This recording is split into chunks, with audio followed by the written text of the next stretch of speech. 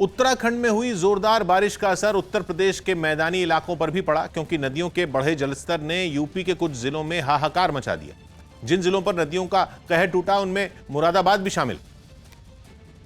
जहां उफान पर आई नदी के पानी ने दिल्ली लखनऊ हाईवे पर ऐसा कब्जा जमाया कि बड़ी बड़ी गाड़ियों के पहिए थम गए, जबकि कुछ गाड़ियों ने जब इस हाईवे से होकर गुजरने की कोशिश की तो उनका दम निकल गया।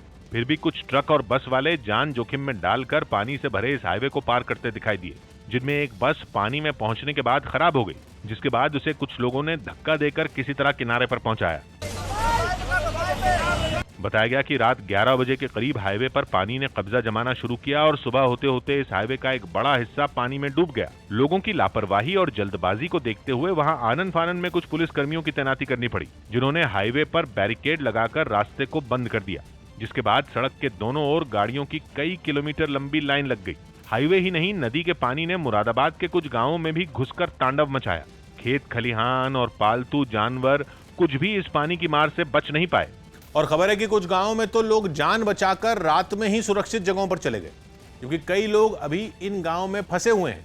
मुरादाबाद ही नहीं, रामपुर और बरेली को भी नदियों में आए उफान का सामना करना पड़ा, जिसकी एक तस्वीर बरेली के बहेड़ी इलाके से सामने आई। वहां हर ओर सिर्फ पानी का कब्जा दिखा। किसानों की तैयार और खड़ी फसल पानी में डूब गई, जबकि बहेड़ी थाने में तो कमर तक पानी भर गया। कमोबेश ऐसे ही हालात वहां के निचले इलाकों में भी दिखे, जहां सड़कें दिखना ही बंद हो गईं। इस इलाके में रहने वाले लोगों ने बताया कि वहां हर घंटे पानी बढ़ रहा है। घर से यहाँ से हररपुर का पार नहीं कर पाया, उससे पहले इतना पानी निकला कि ट्रैक्टर के पहिए डूब गए।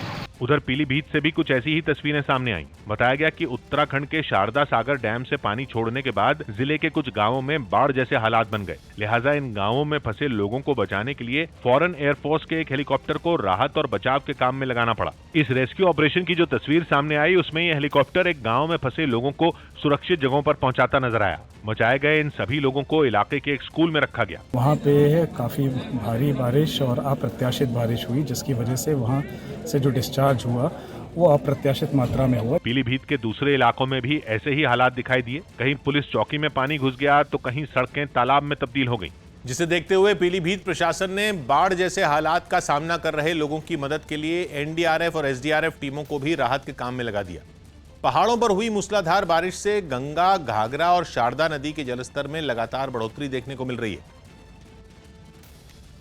जिनके पानी ने लोगों को डराना शुरू कर दिया। बताया गया कि लखीमपुर खीरी में घाघरा और शारदा नदी के पानी ने करीब 150 गांवों में घुसकर उथल पुथल मचा दी, जिसकी एक तस्वीर पलिया तहसील से सामने आई। वहां गन्ने के एक खेत में 5-6 फीट तक पानी भरने से कुछ किसान फंस गए, जिन्हें बचाने के लिए पुलिस टीम ने रेस्क्यू ऑपरेशन शुरू किया और इसमें उन्हें सफलता भी मिली। शारदा नदी में उफान के चलते लगभग लखीमपुर खीरी के 150 गाँव में पानी घुस गया। लोगों को खासी मुसीबतों का सामना करना पड़ा है। वहाँ के एक दूसरे इलाके में घरों में पानी घुसने के बाद लोग जान बचाने के लिए बाहर निकल गए, लेकिन जिन सड़कों पर आम दिनों में गाड़ियां दौड़ा करती थीं, उन पर पानी का कब्जा होने के बाद लोग पैदल ही कामकाज के लिए जाते हुए दिखाई दिए। शारदा और घाघरा नदी के बढ़ते जलस्तर पर प्रशासन नजर बनाए हुए है और राहत टीमों को भी अलर्ट पर रखा गया है।